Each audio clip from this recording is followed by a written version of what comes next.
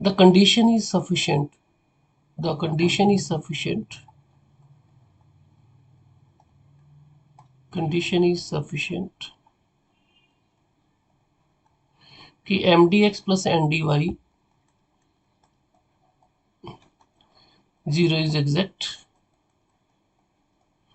and if and only if we are doing curly m by curly y is equal to curly n by curly x, m के साथ y n के साथ x। तो हमने ये prove कर दिया कि कंडीशन नेसेसरी है कि अगर ये एग्जैक्ट है तो ये दोनों इक्वल आएंगे। अब कंडीशन सफिशिएंट है, कंडीशन सफिशिएंट का मतलब है कि अगर करली एम बाय करली वाई अगर ये कंडीशन होल्ड कर रहा है तो then we will to prove that कि M D x plus N D Y zero is exact, यानी कि हम एम और एन की वैल्यू फाइंड करेंगे ताकि ये एग्जैक्ट बन जाए।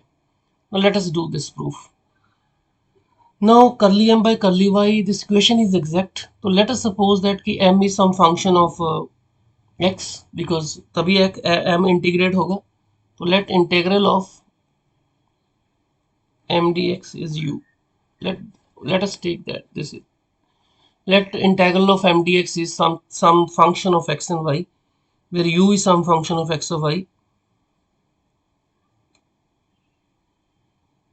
and we are considering that here y is a constant, and we are considering that y is a constant, क्योंकि m तभी इंटीग्रेट होगा अगर हम y को कांस्टेंट मानेंगे।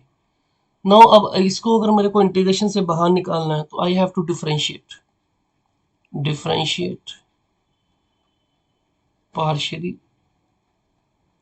Respect to x। तो क्या बनेगा, m is equal to curly u by curly x। Okay, अब क्योंकि मुझे एक ये भी दिया हुआ है, because this is given to me कि curly m by curly y is equal to curly n by curly x, तो मैं curly m by curly y calculate कर लूँ तो क्या आएगा, curly m by curly y, so I am differentiating करली u by curly y करली x। So let's move.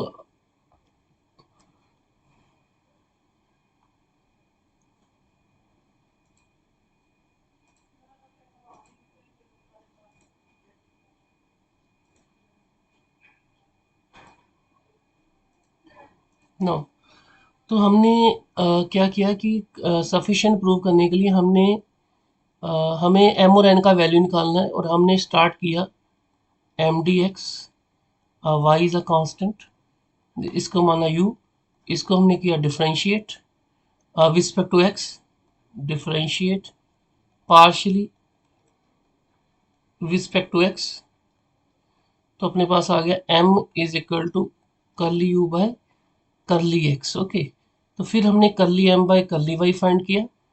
Y, क्योंकि हमें कंडीशन दिया हुआ है ना, but we have given curly m by curly y is equal to curly n by curly x, तो हम यहाँ पे सब्स्टिट्यूट कर देंगे। तो we left with curly n by curly x is equal to curly u by curly y करली x। अब क्योंकि यहाँ पे जो पार्शियल डेरिवेटिव्स हैं ये हम इसको ऐसे ले सकते हैं, करली u करली x curly y, so I can write it as a curly of curly u by curly y। So इसका मतलब हो गया करली n बाय जो करली x है वो मेरे पास आ गया करली n of this one. Okay, तो अब मैं इसको इंटीग्रेट कर सकता हूँ। Let us see that,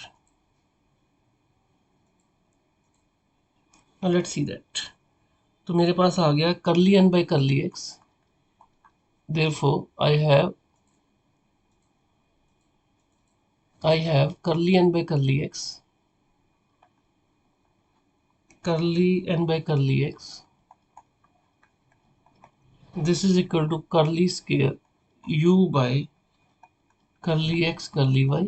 so curly by curly x मैंने बाहर निकाल दिया, curly y। अब इसको मैं इंटेग्रेट कर सकता हूँ, integrate with respect to x, taking y as a constant, y as a constant।